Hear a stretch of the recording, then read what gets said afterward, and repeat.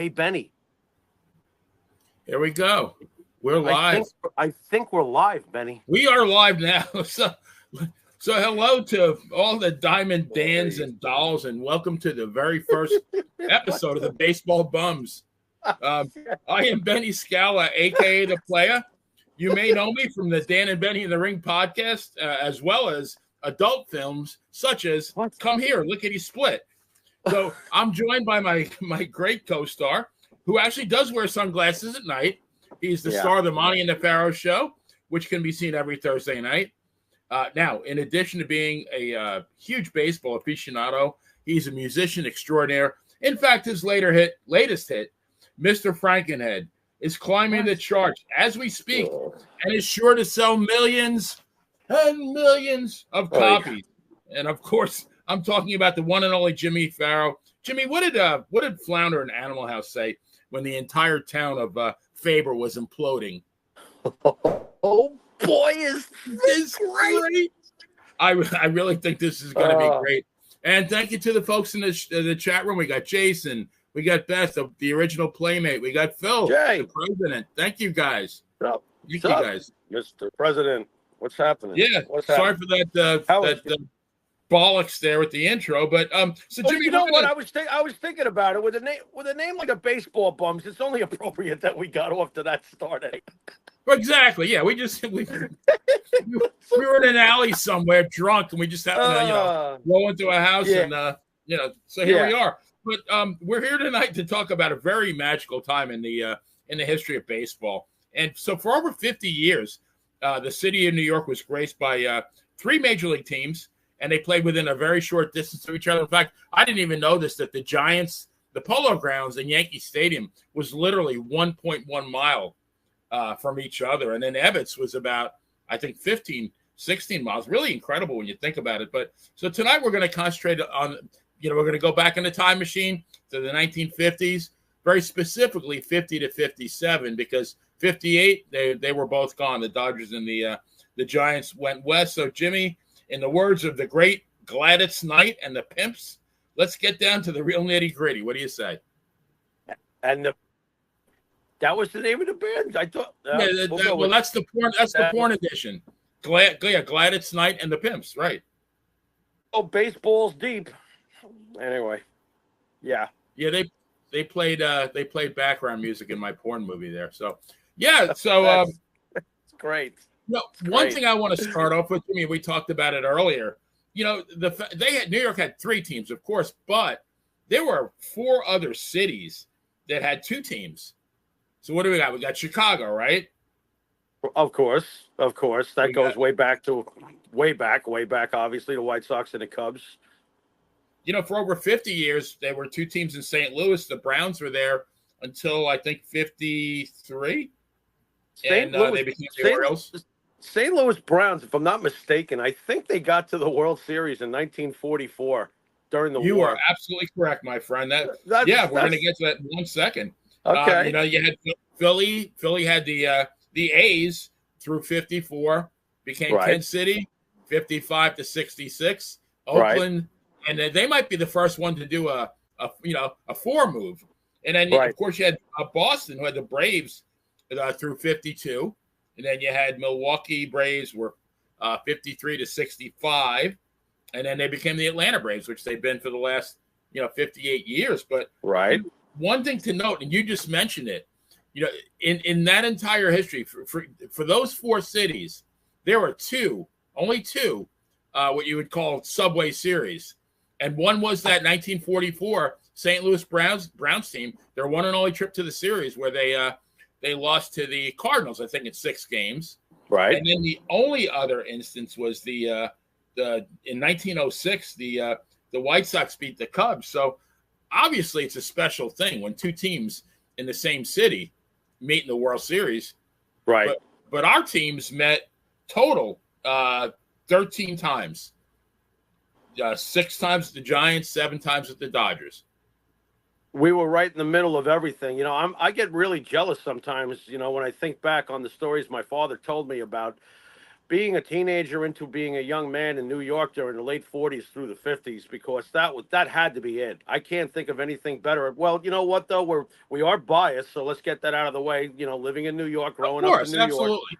you know, living in New York and growing up in New York and having those three teams. And it's funny, you know, you're right about the distance. You ever see an overhead shot from the old days of the river, basically in between Yankee Stadium and the Polo Grounds? You can almost like, you know, fungo one over. Yeah. If you catch a good wind, you're gonna Yeah. carry it to the Polo Grounds. And think about it. Oh, the long trip would be I got to go 16 miles to go see the Dodgers. I mean, you know, we could have been hopping from park to park if we felt like it. You know, Can take you the imagine train. that though? Being a true baseball fan, you know. Yeah. Well, one thing we got to say though is, and we talked about it offline, is that your identity was determined in large part by the team you supported. It You was. know, there goes It Jimmy was. walking down the street. He's a Yankee fan. I mean, it Right. went with your name, right? I mean, Right. Right. It really was like a religion. My father told me that people hung out in groups of people, not gangs, but groups of people that, what were you, a Yankee fan, a Dodger fan, a Giant fan? You were one or the other, and you usually hung out with those people, especially during baseball time of season, you know? So it was really an identity. It really was. It's pretty yeah, amazing stuff. no, absolutely. But I got to say, we were kind of spoiled. I mean, if you were a baseball fan in New York in the 50s, Yeah. the Yankees won every year except for one, which was 54. And it was very ironic. So they won 7 pennants in 8 years. The 1 year they didn't win the pennant, they won 103 games. They just happened to be in second place to the Indians, who won 111, Right. which is an incredible season. I think Al Rosen had a huge year in '54 for the Indians. I think he was the MVP of the American League, Al Rosen, that year. I could be off. I'm not sure. But Al Rosen later on went to be an executive on those great late '70s teams too. Correct. Yes. Oh yeah. There you go. What a pitching staff! You had Feller. You had who else? You had Mike Garcia, who was very underrated pitcher. He won 20 games several times. Right. I'm trying to think who else they had. I'll tell you who else they had, and it was very quiet. And, you know, he finally got in the Hall of Fame, and I was like, what is taking so long? But very quietly, you know, again, we go back to Jackie. Jackie got all the attention as he should because he was the first. But the first in the American League was Larry Doby, and the Indians had Larry Doby, and Larry Doby was a great ball player. You never hear about him. He's the equivalent to what the Giants had during those years. They had Monty Irvin, another Hall of Famer, you know, and of course it's all Jackie. I always found it interesting. The New York Giants baseball team has a very interesting history because in the beginning, they were the Yankees. They were the team. They played in Manhattan. They were the ones going to the World Series all the time. They had the great John McGraw. They had Christy Mathewson. They had, you know, on to Mellott, et cetera, Frankie, et cetera, et cetera, et cetera. They had a lot of great players. And then somehow, over the years, the Brooklyn Dodgers became way more beloved than them in some way. Maybe it was the intimacy of the neighborhood. Brooklyn was a huge city, by the way. Let's not get that lost back in those days. It's funny how Brooklyn gets looked at as the little brother, but they were playing in an immense city with an immense fan base. But I always found it funny that Brooklyn seemed to get more love, and even when the move happened, and we'll get to that later, obviously, but it's the Dodgers who wound up getting the bigger market, and over the long term, more success, more money. You know, they got the better city on a business sense. They did. So it's weird how the Giants started off as the Yankees of New York baseball and eventually somehow became the third wheel. It's weird. Yeah, I mean, the Yankees' first 2 series was in they played the Giants in 21, 22, and 23. Correct. Yeah, Yankees, the Giants won the first 2 series, and then the Yankees won in 23. Right. And they won. They ran the table after that. They never lost. They never lost another series to the Giants. The New York Giants, and more specifically John McGraw, is the reason why we have the New York Yankees, because the New York Yankees were only lowly tenants at the Polo Grounds, which was the New York Giants' home stadium. Right. Most people don't notice, but I think something happened in 1911 where the New York Giants wound up playing at Hilltop Park for a season, or at least for a little bit, you know, but they never returned that love. They treated the Yankees like, you know, second renting bitches, and McGraw tried to actually have them run completely out of town. It was when Rupert turned around and said, you know what, I'm investing. And he built the stadium. So we Weren't really they, wouldn't have the New York Yankees as we know them today without John McGraw's New York in Giants. 1911, I think, weren't they still the Highlanders at that point? Yes, they were. They didn't Okay. start getting called the Yankees until the press, I think, started name dropping them as the Yankees in 1913. Okay. So Right. they were still the Highlanders. Yep, they still were. They played at a little rinky-dink place called Hilltop Park at the top of a hill. You know, you ever see pictures of that place? My God, Yeah, what a dump. I Looks think like a it little cost like the total construction cost was like $300 maybe. right.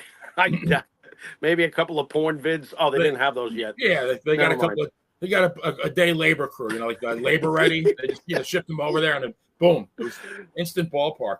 But Wait, labor ready. That was that Italian guy that built Hilltop Park. Exactly. But it's really funny because you're right. The Giants were the team for many years. Yeah, in the early days of baseball, like from 1900 or 1900 maybe to 1925, right. The Giants were easily the best team. The Yankees took over after that, but the Dodgers were. I mean, they were called what? Dem bums. Right. And Casey managed them for a while, not very well. Nope. But in 1941 was their first series. And then they were in 7 series in the next 15, 16 years. So they were a great team. They were. And they were especially great in the 50s. They were a great team. The Brooklyn Dodgers remind me a lot of the New York Ranger hockey team. Not as far as, look, New York Rangers year after year after year after year would pretty much put up a decent product and they'd get to some finals, but they would never win the big one. And I found it ironic that Brooklyn finally wins the big one in 55. They'd been around since, 1883? Right. And it was a long, long, long journey to finally get a world championship. And 2 years later, they're gone. But, I mean, the struggle is when I'm comparing the New York Ranger hockey team to the Brooklyn Dodgers. Obviously, a proud old franchise, very competitive, a lot of their history, but no cigar. And then they finally got that cigar. That's why, if not for the 94 Cup, you do realize I'd be sitting here talking to you about an 84-year Stanley Cup drought. You realize that, right? Right, exactly. It's like, really? Oh, my God. But the Dodgers always reminded me of that. And I'm sure you know this, but for the audience at home, when the Brooklyn Dodgers first got that name, Dem Bums, it wasn't meant to be a term of affection. It was really more like you're bums. You blow it. You don't get it done.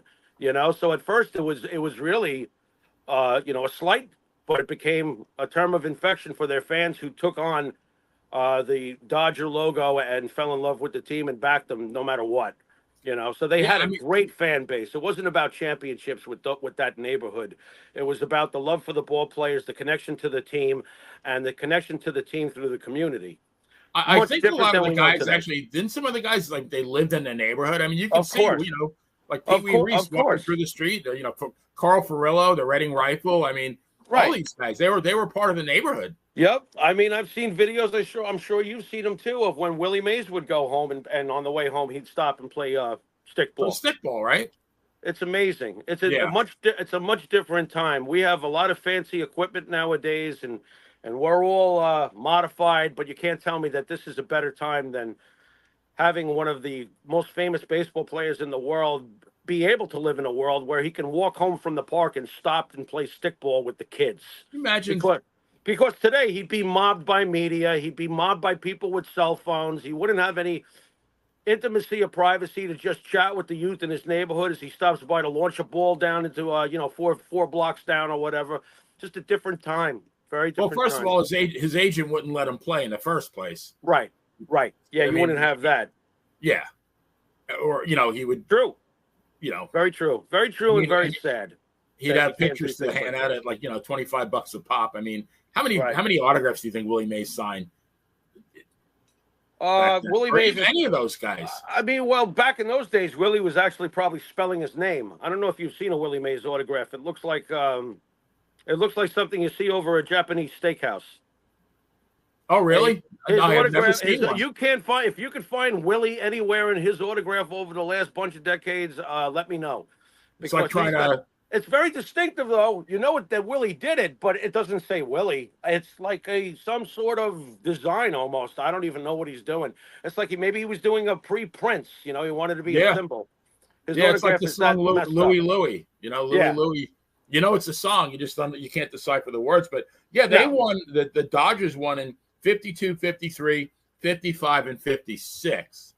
And then they won that one World Series in 55, which was the year I was born. Then the Giants won in 51 and 54. You know, in 54, they ran into the buzzsaw Cleveland Indians, but they beat them in the series. Right. When was the last time Cleveland won a series? 48? 1948. Yeah. Yep. So they got a nice little drought going on. Who the heck did they beat? Did they beat the Braves? Oh, gosh. I think they did. Yeah. I think you're right. I believe that they did. Yeah, that's really weird. But either the Braves or the St. Louis Cardinals. That was the only time between 47 and 57 that there wasn't a New York team involved in the World Series, which is why we're covering these awesome years. Right. Absolutely. So let's move on to center fielders. And I listened to that great song earlier, Willie, Mickey, and the Duke. What a great song. I forgot how good that was. But imagine being in New York and you imagine the sidewalk arguments about who's better, Willie, Mickey, or the Duke. That's quite the debate. Although unfortunately for the Dodger fans, Duke's going to come in third place every time. But I could see during the time that argument being quite valid. I think you told me earlier, Duke had some seasons. He hit like 40 or more home runs like at 5 years in a row at one point during that patch, I believe. Yeah, he had that kind of power. Obviously, a Hall of Famer, a first ballot Hall of Famer. The interesting thing is that in the end, I think, and it may be controversial, it may not, I think that Willie Mays was probably the best of the three, but I only believe that because Mickey's injury. When Mickey Mantle hit the drain ditch, he was at the time the fastest player in the game, and that includes everybody that was around. Mickey Mantle was actually lightning, and people don't know that because of that very early injury. You know the story, but oh yeah. But there was a deep drive into the outfield, and Mickey had been playing next to DiMaggio because Joe's last year on the Yankees, 51, was Mickey's first. So they're going for the ball, and DiMaggio was famous for being able to, like a gazelle, just glide over to something, even though it seemed like he was 6 zip codes away, and just catch it, you know? So what had happened was his Mantle was running, full force, and DiMaggio came gliding over, and at the last second, Joe's like, I've got it. And Mickey pulled up, and when Mickey pulled up, he hit the drain ditch, and that tore his leg to shreds. So basically, Mickey lost that speed, and now he still was quick, to his credit, over his career. He wasn't a problem on the base pass, but when it had happened, he was the fastest guy in the game. So if Mickey had never had that injury with all that speed and stuff, to combine with the fact that he was a switch hitter and all that power, then I'd say Mickey had it over Willie, but that's not how it played out. Right. And I feel that Willie was the best of the three. If you got to include defense, we know about the great catch. We'll probably get to that. The power, running, everything. I think Mays was the guy. So I would say Mays, Mantle, and then Duke. And you don't really lose with any of them. No. And they all have rings. Well, 2 of them have a ring, and the other guy's got 7. Me being number 7, right? Yes. Yeah, but can you imagine, though, if that did not happen, if he did not get hurt? I mean, what would his batting average have been? I'm thinking he could have hit 400 in the 50s just by the fact that he could have drag bunted anytime he wanted and beat it to first. And I almost think that Triple Crown season he had, he could have been the first 50-50 guy. He could have had 50 homers, 50 stolen bases. He could have, and Casey liked that kind of game too. Casey was way ahead of his time, as you probably know. Casey Stengel did things that got incorporated on a regular basis later on in the history of baseball. But Casey was that kind of guy who would say to Mickey, "Go ahead, do a bunt." If Mickey had the speed for it. Billy Martin showed it years later that he took a page out of Casey's book when he told Reggie to bunt. That didn't go over so well. Right. Remember that? He's telling Reggie Jackson to bunt. Oh, my God. Reggie was like, what? You want me to what? To Reggie's credit, he did bunt, though, but he did it another time when Billy didn't call for it. I don't know if you remember that either. That was Reggie's return fire. I'll show you a bunt. Here's a bunt. That was his receipt. I mean, how often do we see bunts nowadays, though? They're non-existent. Yeah, I didn't realize at the time when Ricky Henderson was doing his thing that we would never see another ball player like him again. No, not even Because close. we haven't. We haven't. Once upon a time, for those younger folks out there, there was a guy named Ricky Henderson that could take over an entire baseball game just by getting on base. Right. He could just tear around the bases and cause absolute chaos. Absolutely. He was the last of it, and the only one really of it I ever saw that played quite like him. Yeah. Now, you were mentioning about Duke. Yeah, Duke had the misfortune of being the third guy after Willie and Mickey. But, I mean, he was 6 times in the top 10 in the MVP voting. His 1955 line was 42, 136, 309. And then the next year, he led the National League of Home Runs with 43 homers. He actually hit 10 World Series home runs from 52 to 56. I think he was the leader before Mantle surpassed him. Right. He was the ultimate clutch hitter. He obviously was. He was great. Unfortunately, history wasn't on his side when it came to his teams. And he had great teams, too. I mean, look, it's the Yankees that were the greatest team. That's why, you marvel at these other teams. The Brooklyn Dodgers, if this had been any other time period with that team, they should have had 3 or 4 rings themselves. Right. They just happened to run into the buzzsaw that was known as the New York Yankees because the Yankees were the greatest thing ever, especially during the 50s. That's their greatest decade of all. During the 50s, I think they won 6 championships. So I mean that's their most successful. Correct. Yes, you are correct. That is their most successful decade. The 30s, I think they got 5, between 32 and then of course the infamous DiMaggio rookie season, Gehrig, Bill Dickey, and the great manager Joe McCarthy that nobody talks about. Joe McCarthy is one of the greatest managers that ever lived, and they ran off 36, 37, 38, 39. But it's really funny because I looked up Joe McCarthy on Wikipedia just about 2 hours ago because I thought to myself, why did he leave the Yankees? Right. And he left the Yankees. I forget what year it was, 46, 47. He resurfaced with the Red Sox, I think, a year later for three more seasons. But apparently he had a drinking problem. Right. And that's what did him in. But I'm thinking, like, man, if he had kept away from the bottle, he could have managed the Yankees throughout the 50s. He could have kept going.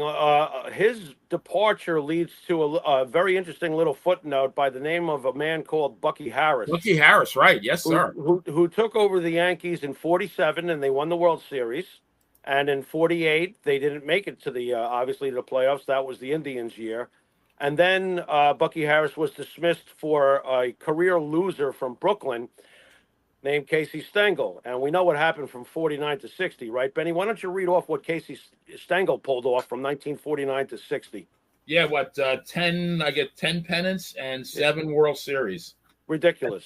And the funny thing is, because I have this as a footnote, like I was going to talk about later on, but might as well bring it up now that Casey, before he came to the Yankees, he was 161 games below 500. He managed the Boston Braves. I think they're actually called the Bees when he managed them, and the Brooklyn Dodgers.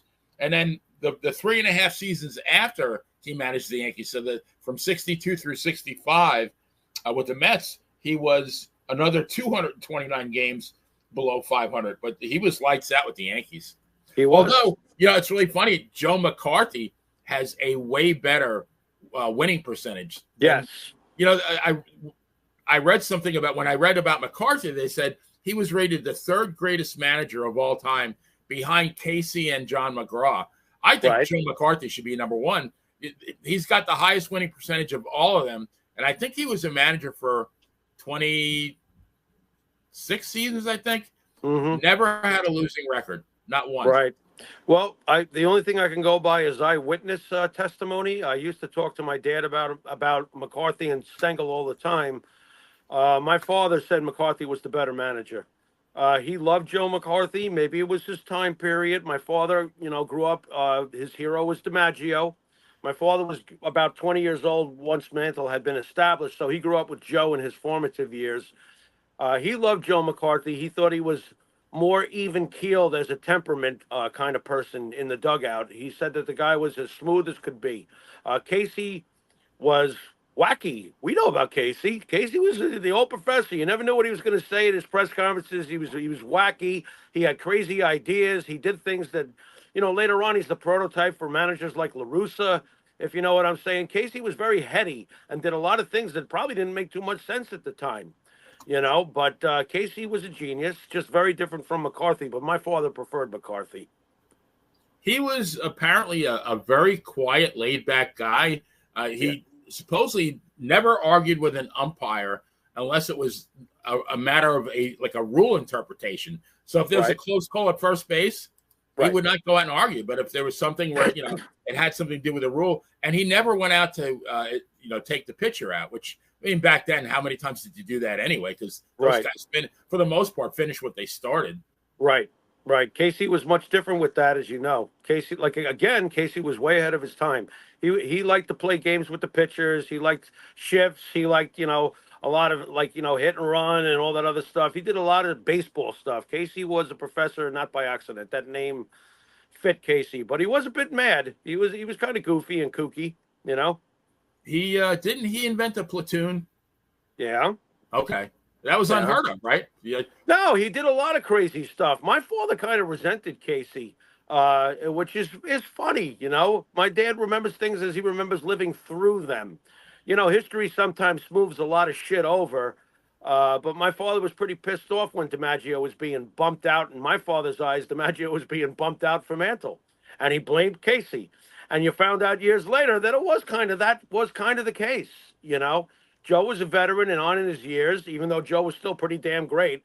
But Mickey was Casey's boy, and he made it pretty clear without being too cool about it to DiMaggio, hey, he's the future. You're not, Sounds a little Vince McMahon-like, tell you the truth. But, hey, Casey was historically accurate. He knew there was time to switch over to Mantle.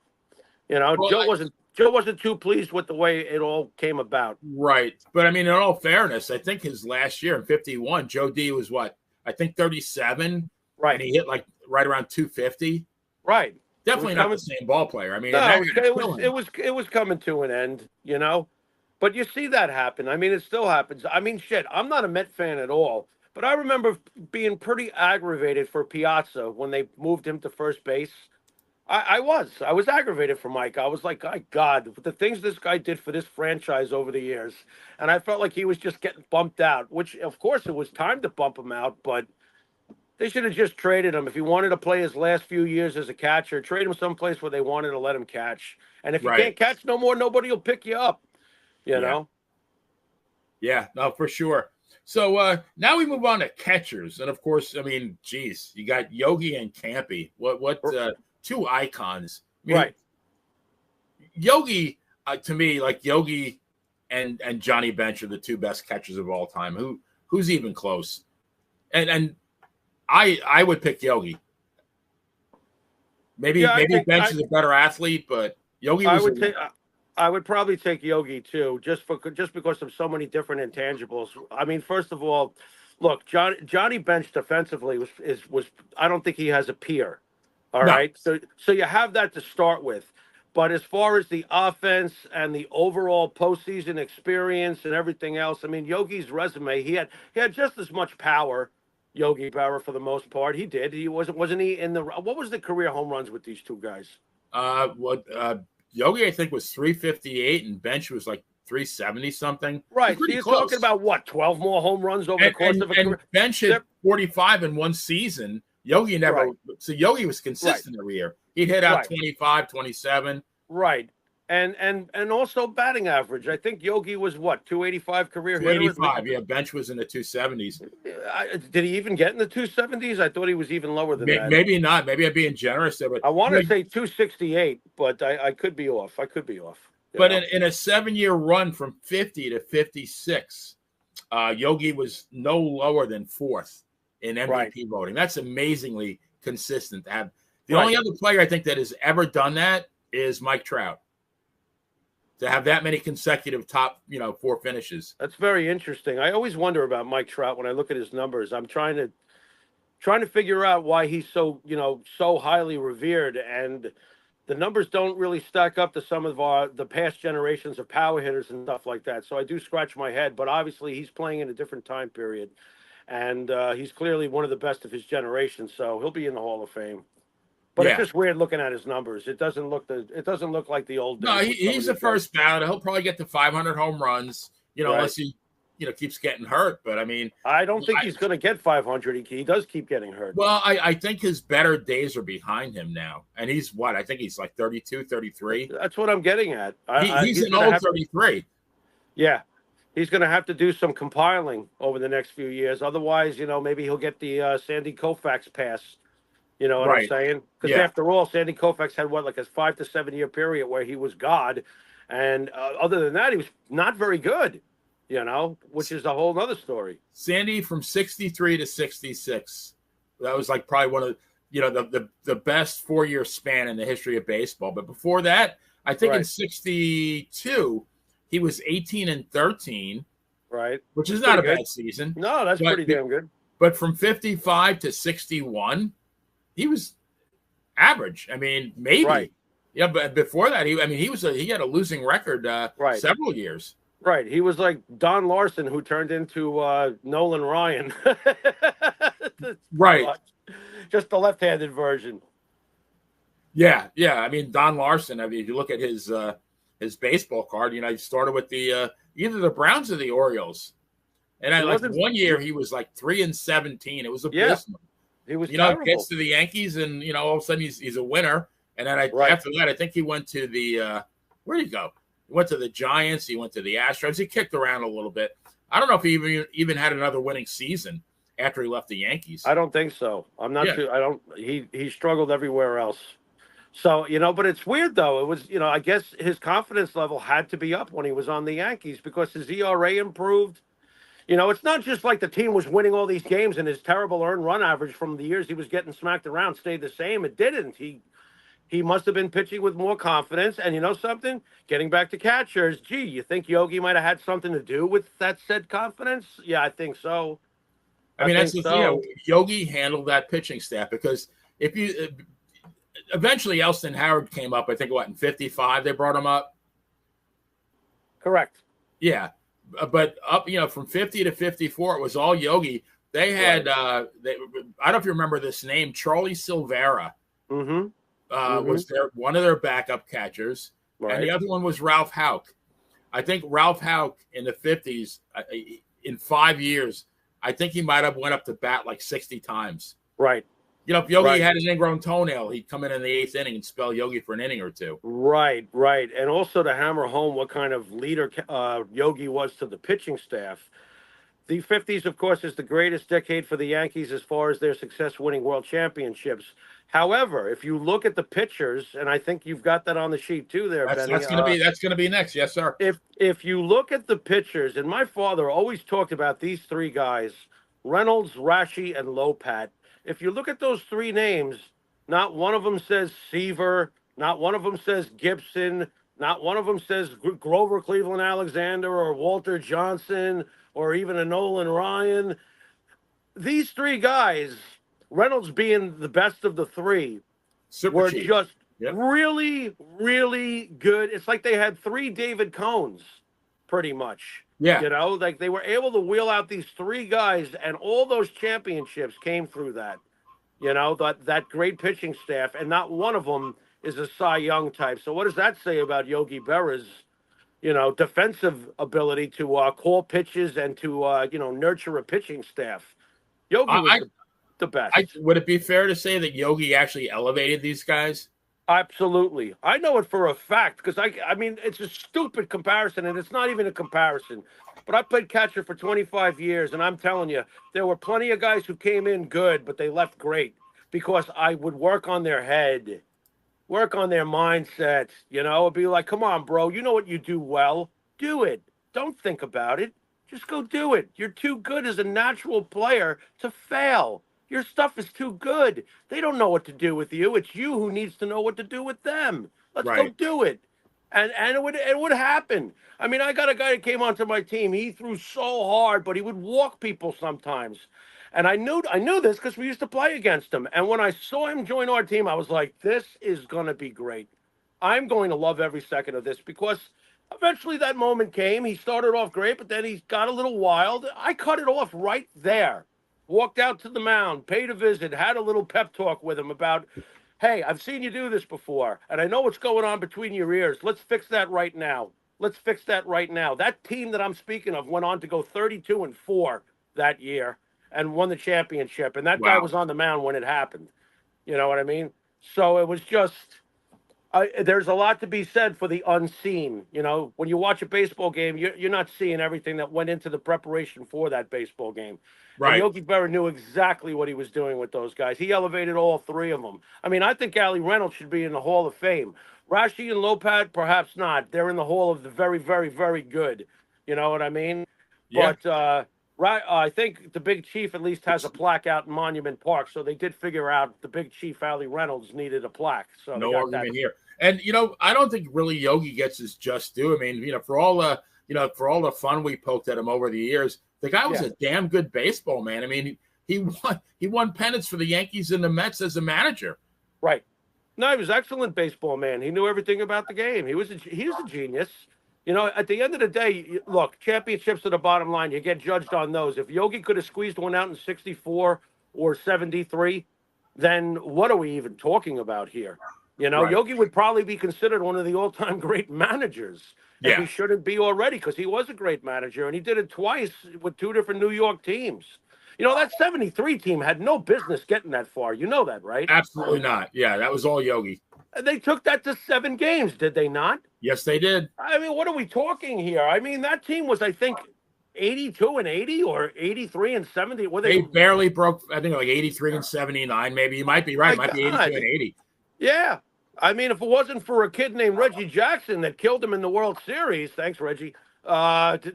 You know, we could be singing a different tune today when it comes to Yogi Berra. Reggie had a habit of doing that. And the other guy, Roy Campanella, I don't think gets his just due. I mean, he won 3 MVPs, 51, 53, 55, 142 ribbies in 1953. That guy was a stud. The monster. He was a monster. You know, there's all the talk of what Josh Gibson would have been. Roy Campanella was a monster, an absolute monster. I mean, the car accident obviously ruined his health and his life, which was really, really tragic. But Campanella was an absolute stud. Honestly, if I have to choose between Roy Campanella and Mike Piazza, I'm taking Roy Campanella. Yeah, Campy was the man. And I didn't realize, again, to refresh my memory, because I forgot. I looked on Wikipedia as far as the circumstances regarding his accident. What I didn't realize, and this is, kind of paints a little bit of a picture of how different baseball was back then. Campy ran a liquor store in Harlem. Yeah. And I mean, during the season, he'd even I guess like if they had a day game, he'd go there whenever he could, because that was, that he needed to supplement his livelihood. They didn't make that kind of money. Right. That's another great reason why, people wanted to be on the Yankees. You might make, $7,000 a year, but man, you got that $5,000 World Series check. It was almost like getting another salary. It was a big, big financial deal. Talk about incentive. That's incentive. You can almost have your pay for the year doubled if we get there. Could you imagine how intense that would be if somebody blew a game? You're 2 games out with 3 games to go. You'd be like, you motherfucker. You didn't just cost us the goddamn game. You might have cost us double the salary, you ass. Right. You cost me now having to work all winter to supplement what I didn't make all year. And I could have had it right in my hands right now, but. Right. And you know what? Times didn't change for decades, by the way. I mean, I still remember when we had Tito Santana on with Monty and the Pharaoh. Tito was telling us that he was working regular jobs in between those matches, So times didn't change for athletes, to the point where they wouldn't have to get a second job for a long time after that. Yeah, Campy, I think he lived in Glen Cove, and he was driving home from Harlem one night. It was January 58. And I thought he had crashed on the Southern State Parkway, but it was actually a road out close to his house, like a mile from his house. Right. So he never got to play a game with the Dodgers, the Los Angeles Dodgers. Right. Very sad. Very sad. Yeah. It's funny too. My father would take me to those old timers games at Yankee Stadium, and I still remember Campanella coming out in the wheelchair. Getting a huge standing ovation. Oh yeah. I would say to my father, I was just like, I was confused. I'm only 8 or 9 years old, and there's this standing ovation. I'm like, Dad, he's not a Yankee. Can you explain? You know what I mean? And he's like, I'll tell you on the way home. So I got the whole story about, Campanella and the Dodgers and what it was like to be in the neighborhood during those days. My father was from the Bronx, so it was a natural fit that he was a Right. Yankee fan. But eventually he met, my mom, his future wife. She's from Brooklyn. These teams were integrated into the families. They absolutely were. Yeah, and Campy, I think, was one of those that played. He bounced around in the Negro Leagues for years. By the Right. time he got called up, I mean, he was already, I think, in his like late 20s. So we didn't really get to see a lot of his peak. Right. I mean, we missed a lot of it. We can only imagine, how many more MVPs he might have won if we saw him for the What duration. was his? Do you? I hate to pull this on you. Do you know what his career numbers were for home runs? Because I'm curious now that I'm No, realizing he missed a lot of time. He probably would have been over 400 home run. He probably would have been considered the greatest home run hitting catcher before bench and maybe even after he bench. was. Yeah, I mean, you don't drive in 142 runs by accident. Jeez, That's insane. That is insane. Oh, this just in: Giancarlo Stanton has stubbed his toe. He's going to be out for a couple of weeks. Yeah. Is he on the IL? Yeah, he's on the 10-day IL. He feels a twinge. Yeah, my friend Paul, he said last night, he texted me, he said Stanton pulled a muscle running something at the first base. And I instinctively wrote, IL, here we come. Right. Well, that's where he is. And I know it's not a popular statement. This is why I get twice as frustrated when Stanton is hurt. And you can look this stuff up, and you'll see what I'm talking about. Stanton is probably the most despised Yankee because of his contract and the fact that he's always hurt. And I agree with those things. It pisses me off to no end that he's constantly hurt, okay? But here's what bothers me about when he gets hurt. Stanton is weird. When there's a big moment, Stanton is excellent. He was excellent in the playoffs, even though the Yankees have spit the bit every time. But when he plays in the playoffs, he's pretty damn good. And recently we've been on a slide, but he stepped up. And I was just like, oh, what is it with this guy? Because we need to have him healthy. And every year we bank on him to be, and I don't know why we do. We should have stopped banking on him to be healthy 3 or 4 seasons ago. But it's a shame because when he's in there, he can handle pressure. He can. I've seen him do it in the playoffs. I'm like, damn it, the guy's got it. Can you just stay healthy? But he can't. I mean, and he has been producing this year. I'm very frustrated with him, and I always will be. This is par for his course, unfortunately. Right. Yeah, it's very sad. Very sad. And can you imagine back in the day, like, going back to the 50s, and Yogi said, you know what?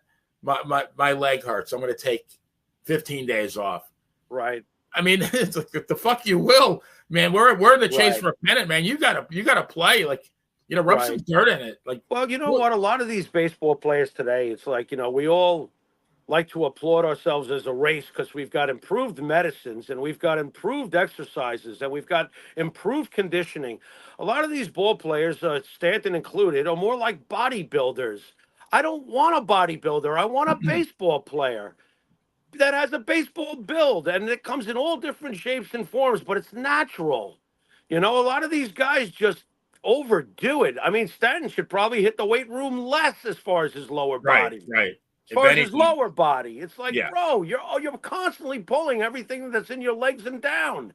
I'm like, ease up. Take flexibility shit. Don't do weights as much on that. You keep your upper body power. What, you can't readjust your swing? You'll still have power. I don't get it. They're too bodybuilder type nowadays. It's not a baseball build to me. Yeah. And I mean, he'll collect his what? I think what was his contract? 13 and 325? Something absurd like that. Yeah. Yeah. Imagine making $25 million to nurse an injury. No. Crazy. No. It would never happen back in those days. You tape it up and you get the fuck back out there. Otherwise, you might lose your job. There was a really funny, I don't know if you ever read Ball 4 with Jim Bouton. But a lot of people, he pissed a lot of people off with that book. I remember that. Yeah, of course he did. It was breaking kayfabe, right? Right.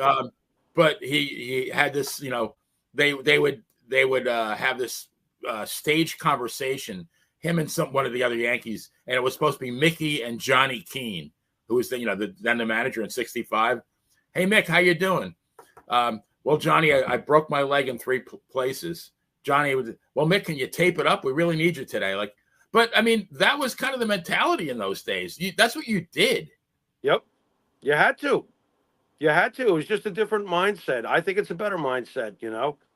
But well, I mean, go back. Kind of off topic, but like Robin Roberts, Warren Spahn, all these guys, Gaylord Perry, they threw 40 starts, 300 innings.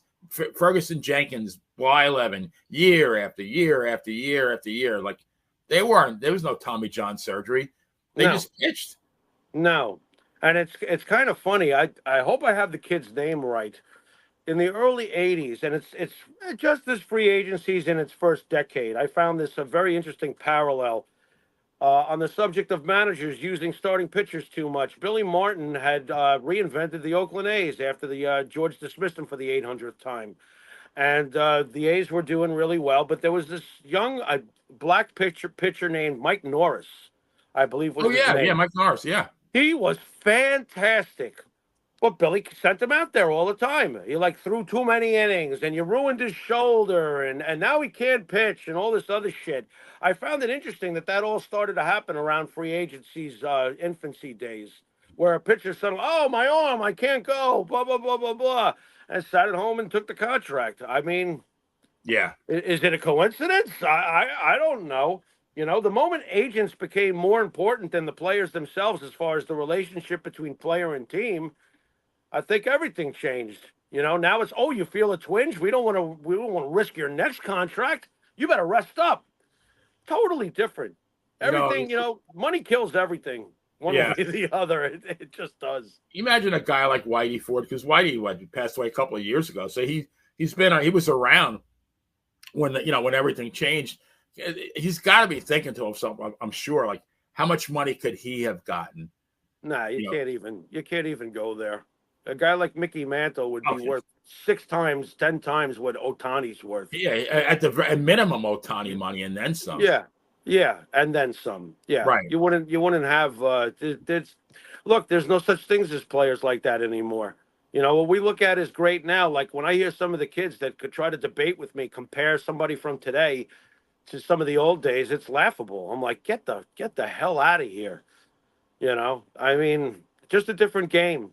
It's a different game. We're going to have to reevaluate Clayton Kershaw's career and Jacob deGrom's years from now when we realize, okay, they weren't 300-game winners. They didn't get 3,000 strikeouts. But what they were during their time period were the 2 best pitchers basically on the planet. They were, yeah. For a while. Not for like 2 years. For a while. Yeah, so Kershaw had a hell of a run. He's kind of winding down now, and DeGrom would be. The guy just needs to stay healthy. I mean, you look at Scherzer, guys like that. We're not going to be able to judge any longer on the 300 win thing. We can't do that. It's Andy Pettitte is a Hall of Famer. Put him up against anybody during his time period. He's got 240 plus career wins with 5 rings. That's Hall of Fame. They're not doing that. No way will you get 300 wins starting 32 games a year. It's impossible. No, and they don't even go deep into a game. We have to now. We were forced to become accustomed to. It's the 6th inning, time to go. A quality start is 5 2/3. If you pulled that shit in the late 70s, you're a number 4, number 5. Right. If you're lucky. Imagine the Red Shandines coming out to see Bob Gibson. Well, Bob, you gave us 6 good innings, but your pitch count is at 99, so I think I'm going to have to pull you. Right.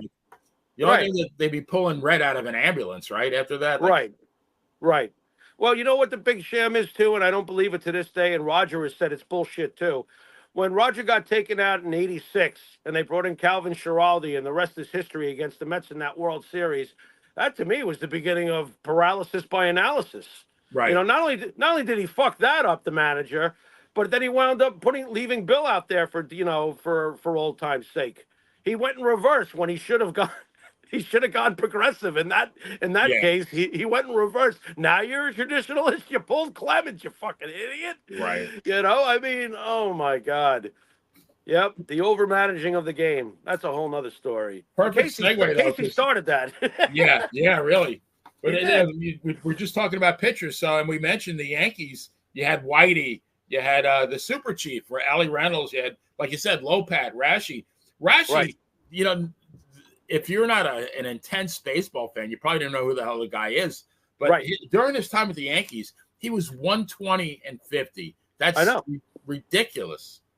That's basically the '98 Yankees. They were 125 and 50. So Right. you do the There math. you go. Yeah, you had Johnny Sane after his Brave stint. You know, Spawn and Sane and Right. Crazy Rain. You had Bullet Right. Bob Turley, and then we talked about offline Ryan Duran, but you were right to me. Ryan Duran did not pitch for the Yankees because we're covering 50 to 57.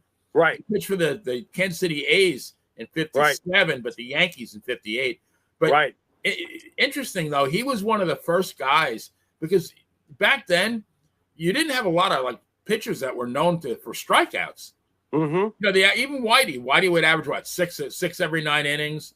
You know, I think Feller probably was close to 9, but Duran was like 12 or 13, which is that Craig Kimbrell has been doing that for years, right? For a whole bunch of different teams, but nobody did that until Ryan Duran did that. He really he was. Ryan Duran is probably the original Wild thing. Yes, because when you think about it, first of all, here comes this guy wearing glasses. He can't see.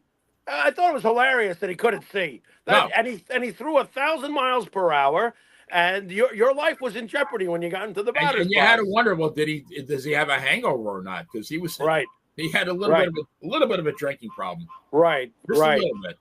My father had told me about the earliest he can remember a closer type was in the late 40s with a guy who he said was great named Joe Page. Yes.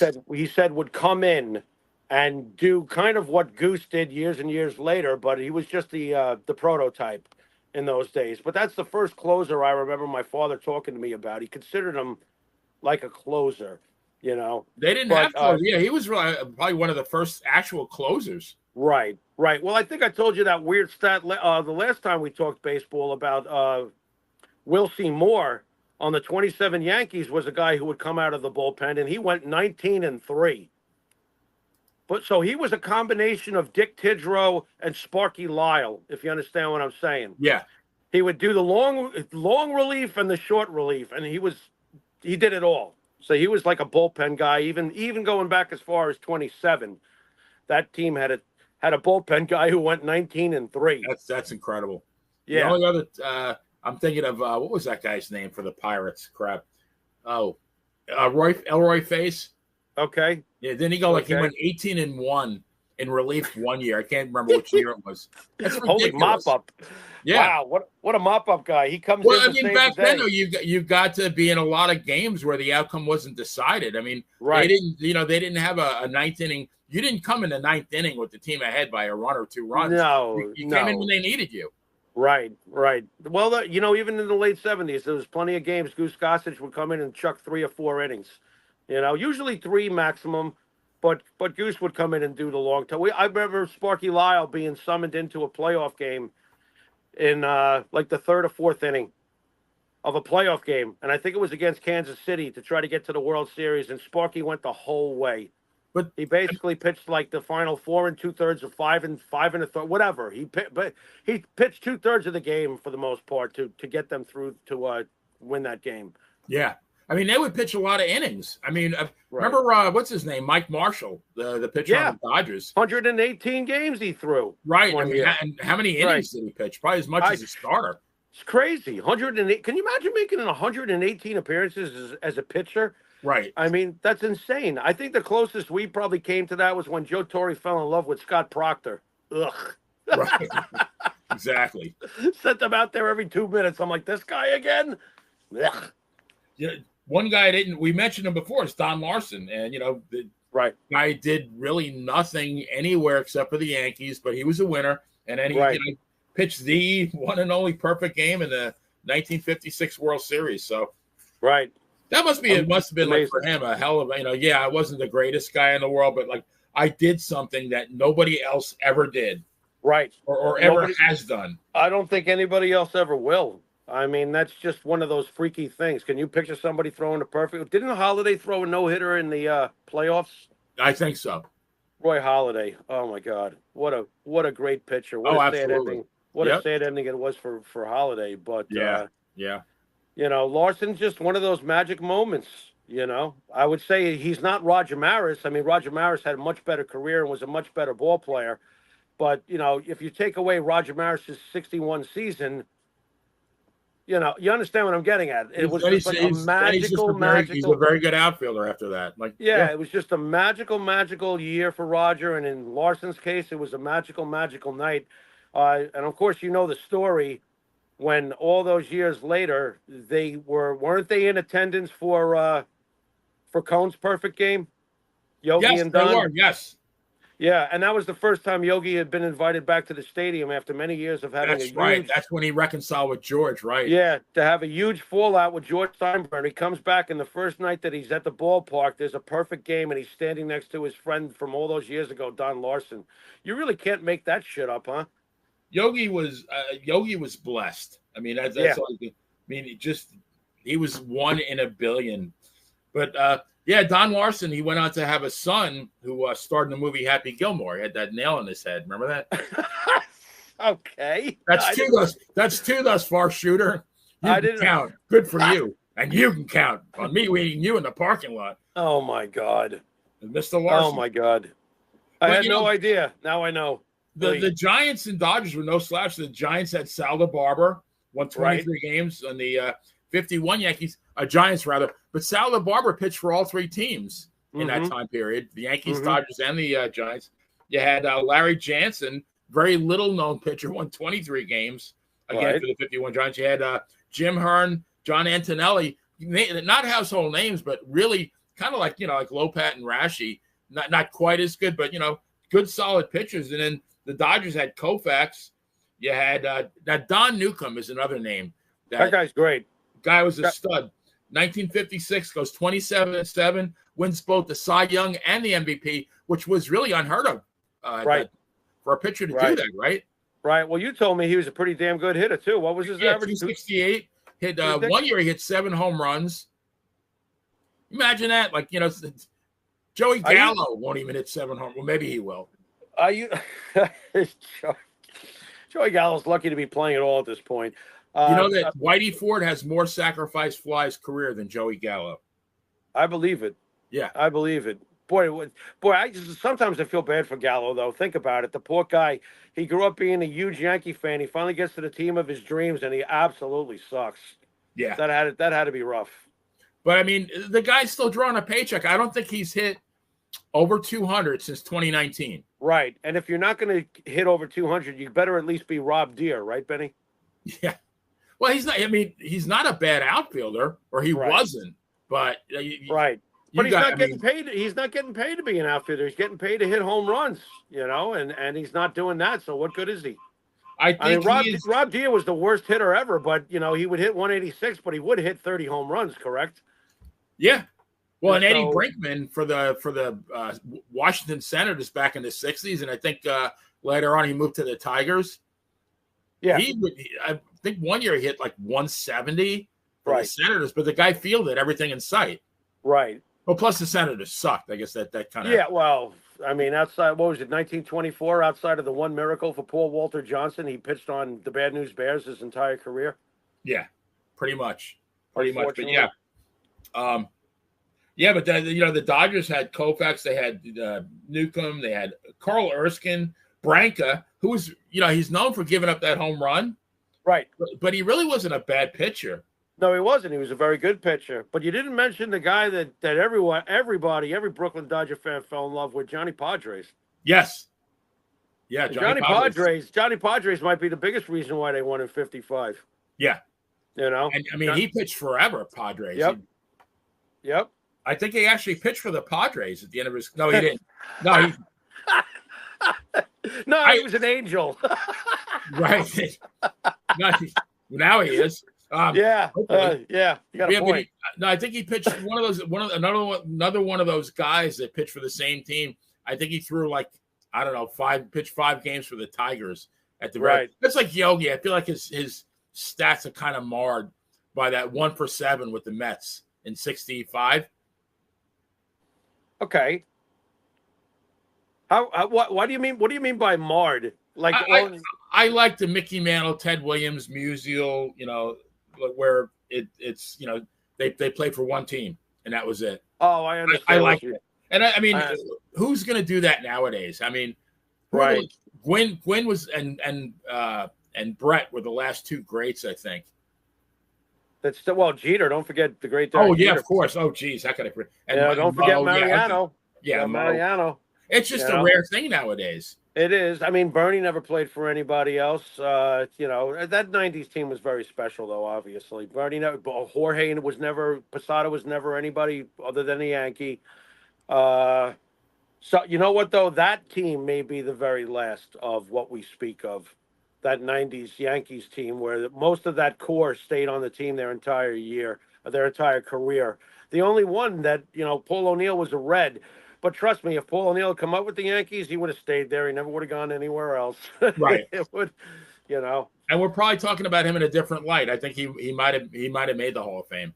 He might have. I mean, you and I broke down his microcosm of his 9-year Yankee career, and during his 9 years as a Yankee, that's a Hall of Famer. He played like a Hall of Famer. Had over 300 lifetime batting average with a batting title, multiple All-Star games, multiple rings.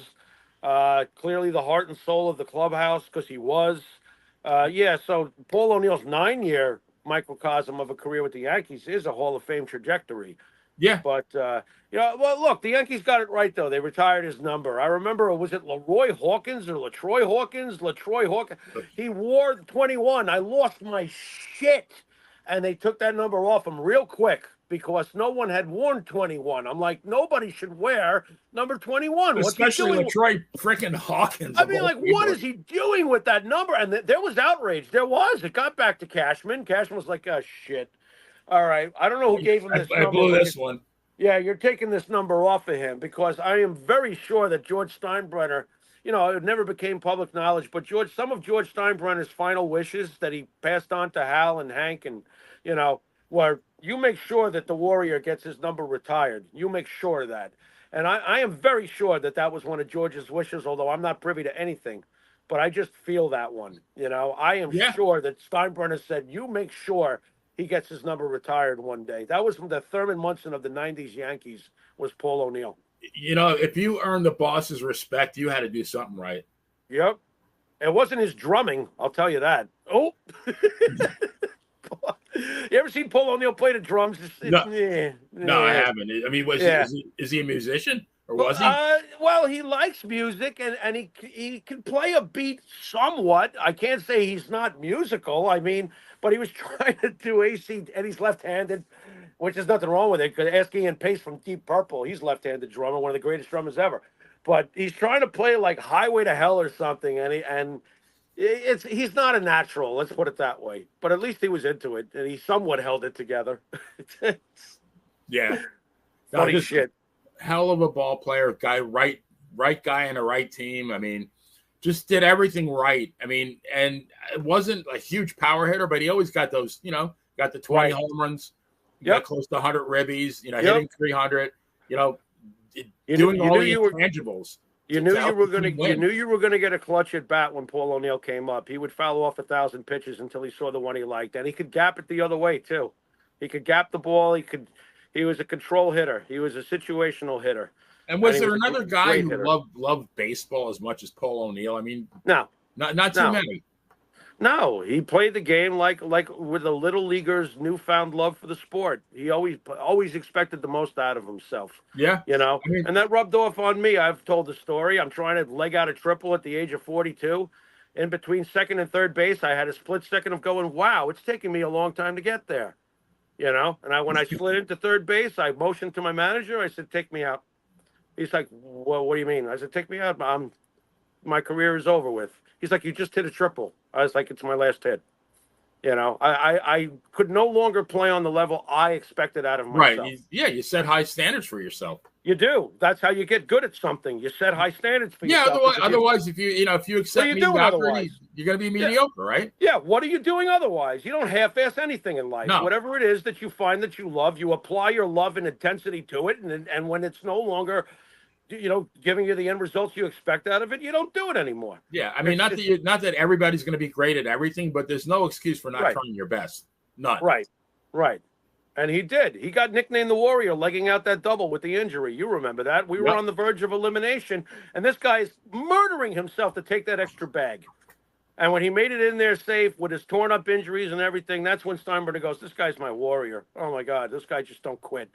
You know, every team should have a guy like Paul O'Neill. Every team. There was a line in the movie Field of Dreams when Shoeless Joe Jackson told Kevin Costner, Ray Kinsella, "I would have played for nothing." I don't know if O'Neill would have played for nothing, but Right. I don't think that was that important to him. I Right. think it was just being great at the game of baseball. Right. He loved it so much. Right. The money was the money, but Right. I mean, not that it wasn't important, but I think being good, being great was Yep. primary. The money was secondary. Yep. You think Pete Rose worried about getting injured the way he played this game? No one played harder than Pete Rose. Yeah. Absolutely no one. He gave the paying crowd when he was a baseball player every last cent of his effort. You know, I mean, he didn't worry about that. The guy slid head first. You ever slide head first? It's dangerous. not too smart, but I mean, like It's really, really dangerous, bro. I mean, I Absolutely. tried it a few times in my time of playing. I tried it a few times. I'm like, this is fucking dumb. I'm like, I mean, I'm not doing this again. you have to look no further than him doing that kamikaze dive into Right. Ray Fosse Right. in a meaningless game. I mean, it was an all-star game, really meant nothing in the overall scheme of things. But I mean, that's the way he played. Right. Right. You Hey, know, I gotta ask you this, since you got like at least a decade on me with watching baseball. I've been reading it a lot lately, and I gotta ask you, since you witnessed, now I saw some of his career, but is Jerry Grody the greatest defensive catcher of all time? A lot of people are like, saying that he is, and he very well may have been. I didn't see enough of him. I saw the Well, old man. it's funny. One of the first Met games I went to was in 1965, and I remember the scorecards. I think they were like 15 cents, and they had the Sinclair dinosaur in the back of them. I don't know if you remember that. Okay. But so I see Jerry Grody. He's walking down the third base line, signing everybody's programs. And I remember I gave it to him. He wrote lefty, which I thought was kind of strange. Thinking like, wait a minute, you're a right-handed hitting, right-hand throwing catcher. But it was like absolutely flawless penmanship. Like, when you go to school and there's like the cursive chart on the wall, Mm-hmm. like that. I mean, but Johnny Bench said, and again, I think, of course, Tom Seaver was a great pitcher and Kuzman, but I think he elevated those guys too. I mean, he handled that pitching staff. Johnny Bench said that if Jerry Grody was on the Reds, he would have been, he meaning Bench, would have been a third baseman. I don't think that, that says it all to me. Yeah. Yeah, it does. All right, that clears that up, because the best defensive catcher in my early years was a guy named Jim Sundberg, who played for the Rangers. Yeah. And he was considered an absolute stud. But I don't want to get too far off track, Benny. I want to swing back to the year 1951 and tell you a little story. Sure. About what happened the day my father cut out from work with his buddies to go see a game at the Polo Grounds featuring the New York Giants versus the Brooklyn Dodgers. Okay, this is the game, of course, where Bobby Thompson hits the shot heard round the world. Oh wow! And the Giants win the pennant. The Giants win the pennant. The Giants win the pennant. Oh my God, this place is going mad! And the Giants win the pennant. So my father went that day. Obviously, he's from the Bronx, but at the place of work he was at, the guys decided to all cut out from work, play hooky, and go to the game. All right. So my father's rooting for the New York Giants, which makes sense, because up until that point, he had seen the Dodgers in the World Series a couple of times against the Yankees. Being from the Bronx, he hated the Brooklyn Dodgers. The Giants, he almost didn't have too much of a feeling one way or the other on them, other than they were the enemy, but they're the lesser of the two enemies, right? So he's rooting for the Giants, and the Giants win the game. They win the pennant. And they're leaving the ballpark, and my father's thrilled. He's like, this is great. We got the Giants and the Yankees in the World Series now. This is awesome. Everybody's happy, right? The next day, the newspaper. I can't believe this happened to my dad. This is hilarious. The newspaper, I wish I still had that paper. It may very well be in the attic at my mom's place. But the newspaper shows a shot of the crowd And you can clearly see my father with his Holy buddies. cow. So much for cutting out of work. They all got sandbagged. They all got sandbagged. I just, I want to talk to you, you, and you. And they come inside and they're like, "What's up, boss?" And he's like, "How was the game?" Busted. Can you believe it? Of all the luck, there's thousands of people there that day. They happen to be in the snapshot showing the crowd leaving in glee. And right in the center, my dopey father, not realizing, hey, this is a piece of history. Don't touch it. He took a magic marker and circled himself. He's like, so I Yeah. saw this article. I'm like, oh my God. Just But, hilarious. I mean, if you're going to get busted, though, I mean, could you pick a better game to get busted on? Oh, he reflected on it with me, obviously, years later. It's like, it's the best thing I ever did. Well, It's I mean, that's worth one of every the most second. historic games in the history of baseball. Right, right, right. And it's oddly enough, being in the having a background in the autograph memorabilia field. It's interesting how Branca and Thompson became really good friends after that. You know how many times they've signed that piece together? A shot of Bobby's home run with Ralph on the mound and everything like Oh, that. yeah. Can only It's imagine. just it's just funny how that stuff works out. At the time, it was probably Ralph's worst moment. You know what? Give credit to Ralph Branca too for being able to live with that moment. You know what I mean? There's been a Yeah. lot of guys in history. What about the poor fellow who gave up Pete Rose's record-breaking hit? Shao, Eric Eric Shao. Stout, yeah, from the He Padres. didn't fare too well being associated with that. You know what I'm saying? It affected his life, and later on he lost his life. Obviously young, and it's just weird. But Branco was able to get through that. He could have been remembered as a Bill Buckner almost. You know what I'm saying? Yeah. But he Yeah. wasn't. You Yeah. know? I mean, geez, Buckner was a, I mean, I think he was a great ball player. Buckner was a great ball player. Buckner was borderline Hall of Fame ball player to begin with. Absolutely.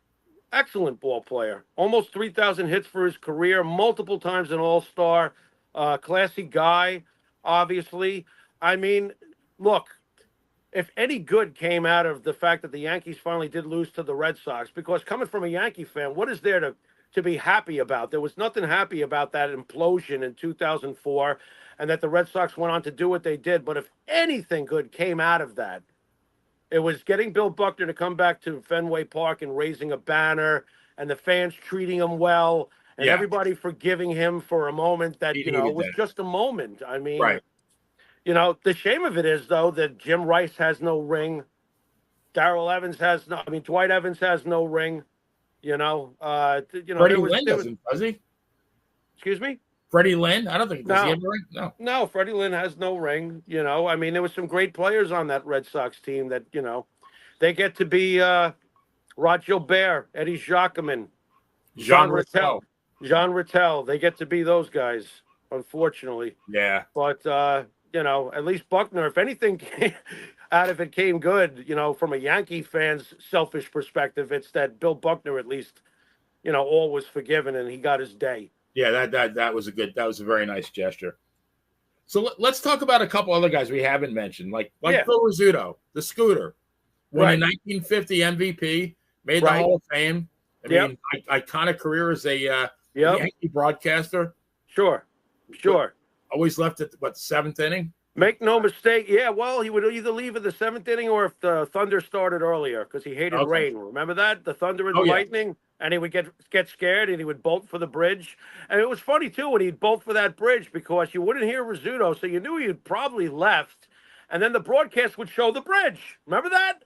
Yeah. And then Bill White would be well, I guess Phil's chugging down the bridge right now. There was a game against, I think it was against the Angels. Yeah. And this was after Phil retired. And I forget who was the broadcaster. And they said, well, we got a special guest. It's Phil Rizzuto. And, it sounded just like him. It was actually Billy Crystal.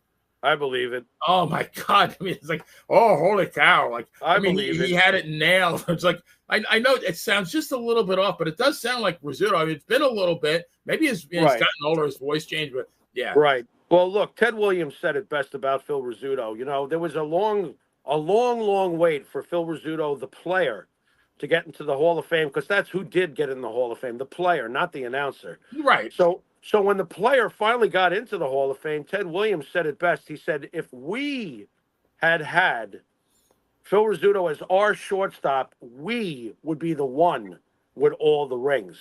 And Yeah. that's Ted Williams. That's not somebody else talking. That's Ted Williams talking. Right. So what does it tell you about how great and how crucial Phil Rizzuto was to those Yankee teams? Yeah. I mean, back then, a shortstop, that was their job. It was, Right. It was to, suck up ground balls. If anything they hit was a bonus. Right. And what gets lost too is that Phil's lifetime average, which was 273, I Not think. bad. Well, let me hammer that home. 273 lifetime for a shortstop during his time period is like 300, because most shortstops in those days, and even in later days with like Mark Belanger, for example, great defensive shortstop, a 230 hitter. Maybe at best. A lot. Right. I'm being generous. I remember there was one season he hit 218, but he was great. He did his Don job. Kessinger on the Cubs, same thing. Year after, and that guy was a multi-time All-Star, the guy you just mentioned, Kissinger. Yeah. You know what I'm saying? So, but the numbers were modest for shortstops in those days, going all the way back to the 20s Yankees. Who was the shortstop? Koenig? Mark Koenig? Mark Koenig, yeah, Koenig. Light-hitting guy. Light-hitting guy. Shortstops were supposed to just play their position defensively. You had to be very good. You really did. You had to be a really good defensive shortstop. They didn't care if you hit. You hit right before the pitcher. You were usually a smaller guy that hit right before the pitcher at the bottom of the lineup. Yeah. Rizzuto, that was Rizzuto's job, but he was not a 230 hitter. He was a 273 career hitter who usually hit higher than that. Most of his peak years, he's got better than a 273 that batting MVP average. season, I forgot what he hit. It was well over It was 300. phenomenal. Yeah. Phil Rizzuto was a phenomenal shortstop. He was the best of his time. Right. Only Pee Wee compared to him. Basically, there was no comparison. It's funny. You gotta throw a shout out to Wes Westrom. Poor Wes Westrom. We were talking about catchers earlier. Oh yeah, another one happening. Number 3 behind Campy and Yogi. Poor him. Yeah, it's just very good catcher though. Yes, a very good catcher. Look, and we won a championship in '96 with Joe Girardi. Look, you can win the 27 Yankees had 2 catchers. You can win a championship. I don't suggest you try it this way, but you can win a championship if you have solid defensive catcher that can handle the pitching staff. He doesn't necessarily have to be a stud. Joe Girardi wasn't a stud, but Joe Girardi was a baseball player who was excellent with the pitchers. And of course, you remember in '96 against, I don't know, Maddox, perhaps, when he hit the triple. That just ignited them in Game 6 and helped them win their first championship in 18 years. I mean, he was a baseball player. He was a gamer. Right. And that's what Rizzuto was. Rizzuto was a gamer. He was one of the great gamers. Yeah, speaking of gamers, we really haven't brought up Jackie a whole lot, but man, what a career. 1947 Rookie of the Year, 49 MVP, batting champion. Right. And I didn't realize. I mean, I knew his average was over 300. His lifetime batting average was 311. Right. Yeah. Right. He was a great ball player. I told you, he was the perfect ball player to break the color barrier because of the type, not just the person, the type of player he was. Yeah. He was an all-around great baseball player. Could hit for power, could field, could run, could do everything. And he didn't have a bad. That's where his personality comes in. He wasn't temperamental or moody or swung off the hook or whatever the hell. The guy was the perfect person and player to break the color barrier. And Larry Doby again doesn't, and Monty Irvin.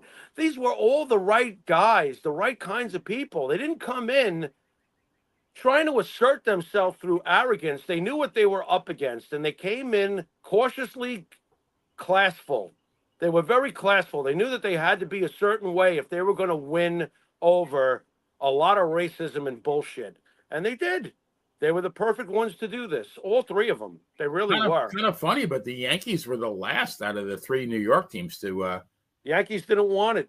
Yeah. That's a fact. The Yankees did not want to do it, And there is no defense for that. The only defense I can say in their defense, and it's not even defending them, it's just probably how they were looking at it. They finally let Ellie come in, Elston Howard come in, but they didn't do it till years after. Was it 55? You said 55, yes. right. So they waited, and there was a reason why they held their ground. Of course, some of it had to be fucking biasness. It had to be. I'm not going to be ignorant here. There had to be some real racial idiots, holding it back, one way or the other. I'm assuming, but on a business level, they were doing nothing but winning every year. Right. Why would they change? Why would they change anything? Why fix something that's why would they change anything? And that's probably what they were thinking to themselves. I'll tell you what might have changed their minds. And when you think about it, it's possible. I'm only speculating, but it makes for fantastic what if conversation. Let's just say it's 54, the World Series, and the Yankees are not there, and Yankee ownership is watching the World Series, and they see Willie Mays make that catch. And they know what kind of hitter Willie Mays is, too.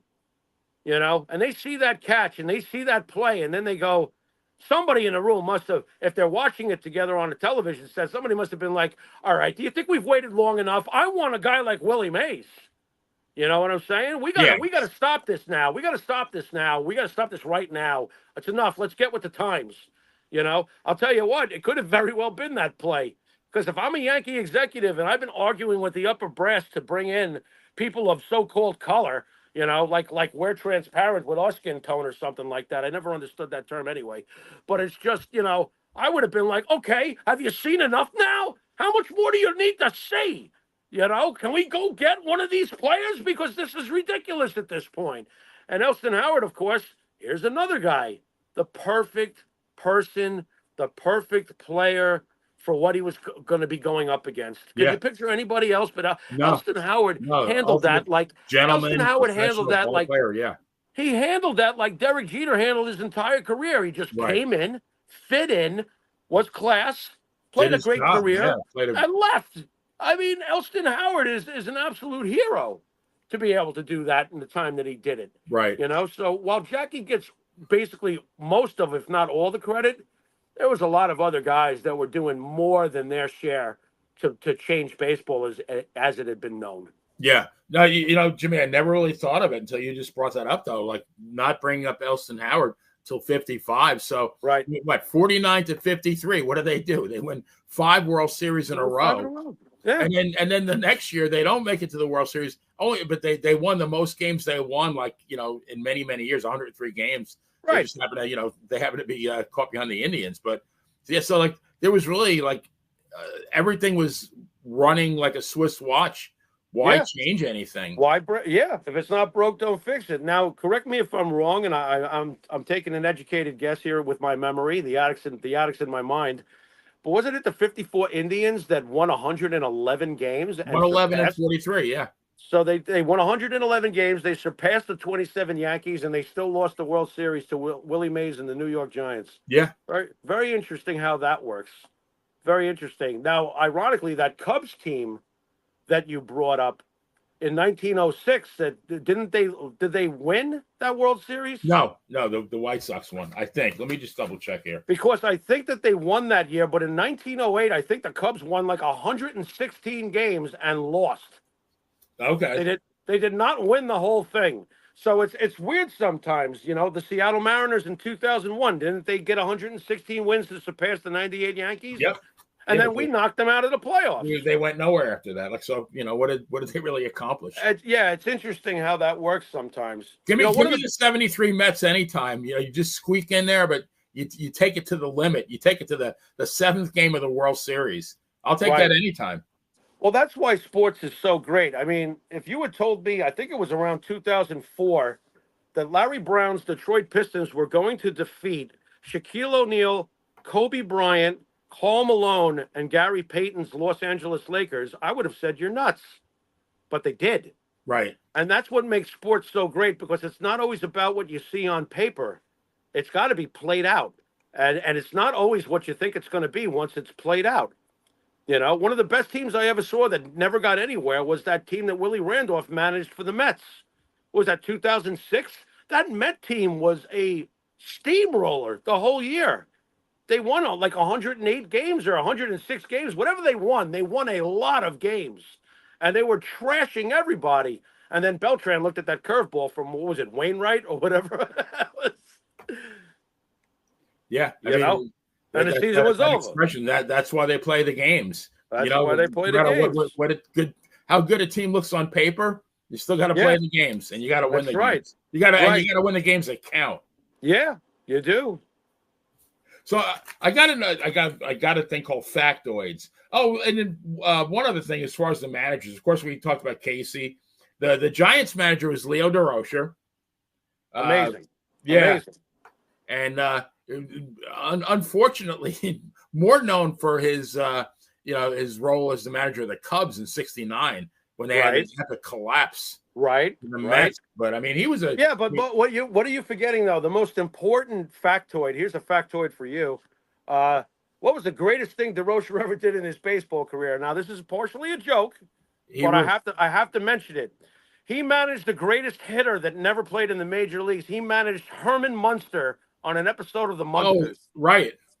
Do you remember that? Yes. They asked Herman to come down and hit a few balls, and he hit one into like the next state, and they were like, "Oh, we got to put a uniform on this guy." When he hit the ground ball, the guy had a hole in his glove. The ball went underground. You can see the trajectory of the. Oh my God! He said, I guess that it would cost him like $80,000 to fix the field. But what does that? Well, what does that tell you though about Leo Durocher, the name? Oh no, he was on the Munsters. This guy was an icon. I mean, of course he was. Now here's a good trivia question: Who was the football guy in that episode? Oh, in the same episode? Yes, at the end. Oh my God! Herman kicked the football and hit the guy in the head. It was Crazy Legs Hirsch.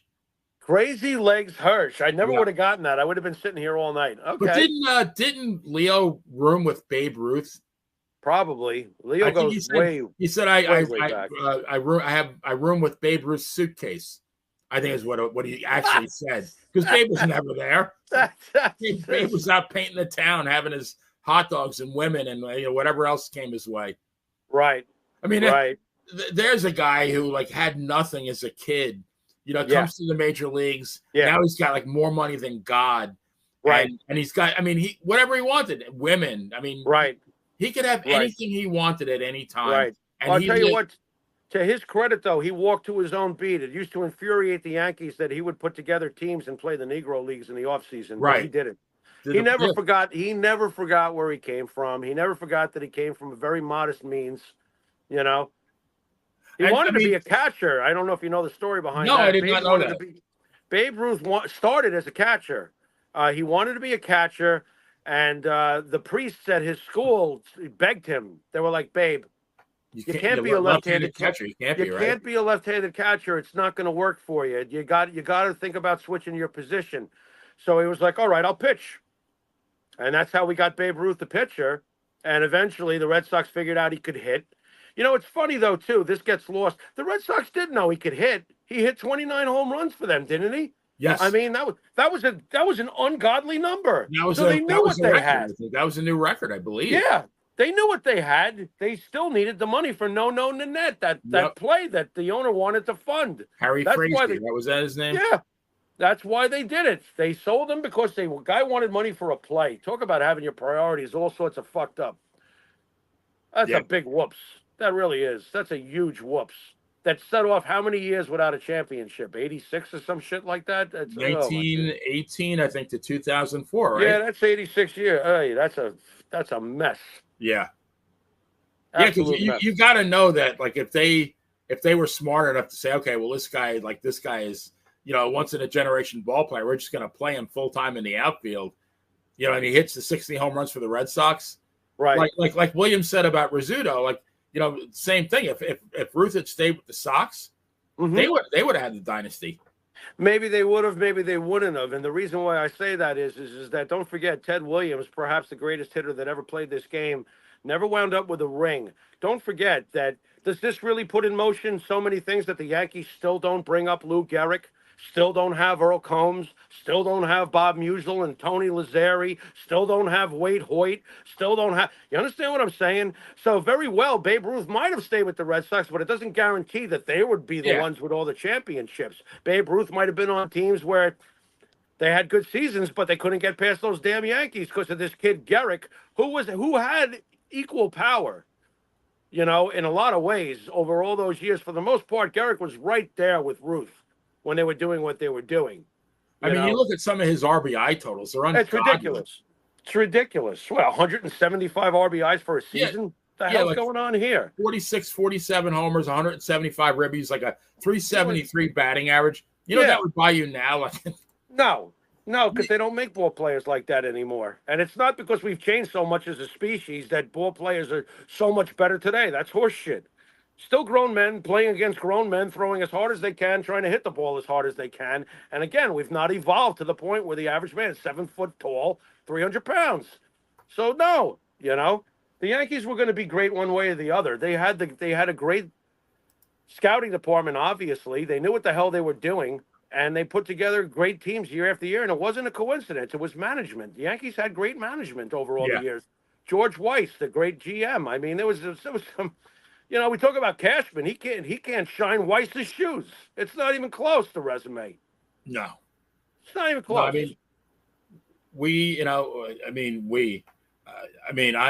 I was born in '55, so I do remember the last 64, the World Series. I remember sneaking my radio into school, because they were still day games back then. There was no but that was it though. I mean, that was hard to take. They call it the Horace Clarke era, which poor guy. I mean, the guy has a bum rap, but I mean, they were terrible. That's CBS's fault. CBS owned the team owned the Yankees at the time. They ran the Yankees into the ground.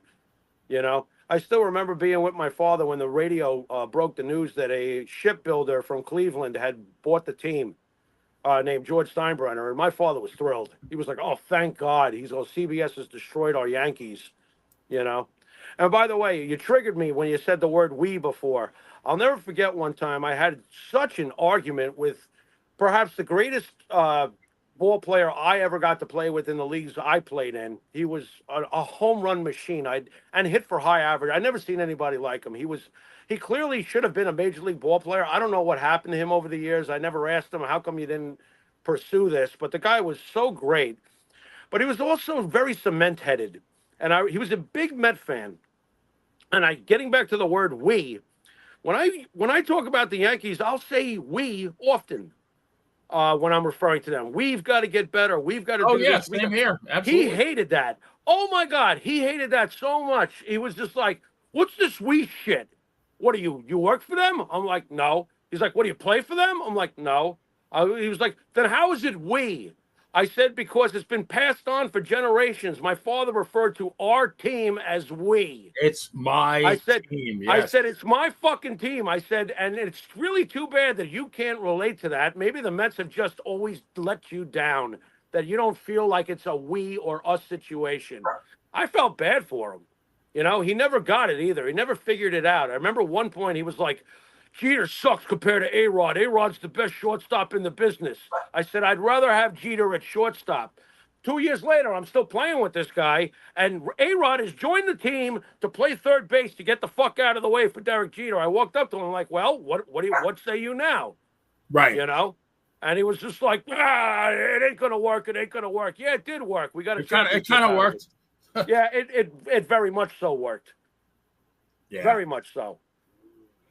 So I have I call them factoids. So the 56 Dodgers, when you think about guys who not only were great players but had great minds for baseball, 56 Dodgers had on the roster was Hodges, Don Zimmer, Roger Craig, and Dick Williams. So, and then the 55 team didn't have Williams, but they had Tommy Lasorda. Lasorda, I think, went to Kansas City in 56. Right. But between those guys, so you got what, five guys on these two teams won 10 pennants and 5 World Series as managers. Incredible. You have a really smart team, that roster was just loaded with future great managers. What a Right. smart team that was. How the hell did they not win more titles? The Right. Yankees. The But I Yankees mean, were in the way, man. The Yankees were always in the way. it's one thing being a great player, but being a great baseball man besides that. Now, like Dick Williams and Zimmer, Craig. Yeah, I mean they were journeymen, right? And Lasorda. Dick Williams. Dick Williams was the manager of the championship. No. I'm saying, but they as ball players. Oh no, no, correct. That is true. And Lasorda, I don't think ever won a game in the major leagues. I think it was terrible. 4. Yeah, it was terrible. Horrible left-handed pitcher, but man, managed the Dodgers for 20 years, I think. Yeah, he was a great manager. I couldn't stand him, but I knew he was great. Yeah. What about Walter Alston? You haven't mentioned him. Where does he come in? Yeah, Alston. Alston took the team over in '54, right? Won the one and only World Series for the Dodgers. For the Dodgers, right? And managed until '76. That's amazing, though. I think Lasorda managed to 96. So from 1954 to 1996, 43 seasons? 2 managers. That's amazing. 2 managers. That's like the Pittsburgh Steelers, right? I was just going to say that. That's very Pittsburgh like Chuck Noll, Bill Cowher, and Mike Tomlin. Like that's 60-something years. And you wonder why that franchise is so successful. There's not really much to wonder. They stick to their philosophies and they find a leader and they keep them in place. Yeah. I mean, and when you think about what Walter Alston did, by the way, I have a pet peeve because I don't think people give Alston enough credit. I don't understand why he's not more revered. You're talking about a guy who took over the Brooklyn Dodgers in '54, correct? Yes. So he's coming in and he's taking over a team that has not won the big one.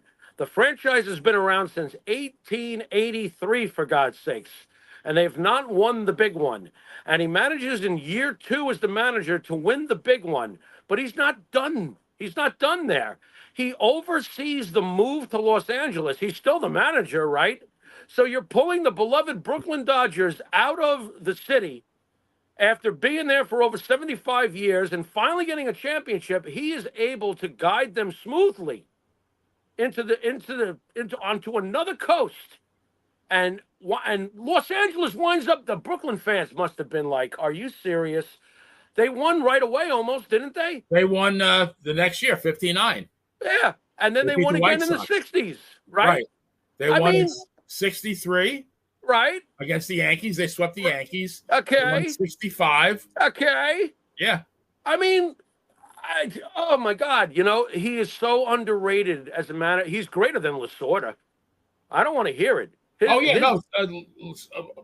don't know Lasorda's stats, but Alston won 7 pennants in 4 series. Oh, Lasorda won 4 pennants in 2 series. So Alston was way better. Alston's greater. I mean, and you never hear about him. And it's funny too because I recently were doing live sports card auctions, and I was like, all I had to do was like sell Alston the way I just spoke about him, and the card moved. But I noticed that if I didn't tell a story about him and like hammer home to the audience, do you have any idea who you're looking at here? This is the 1956 Bowman Walter. Someone's got to want this, And then I would read the resume, and boom, the card was sold. But it's like you got to push. I haven't heard one Paul Ferrillo in all of this, by the way.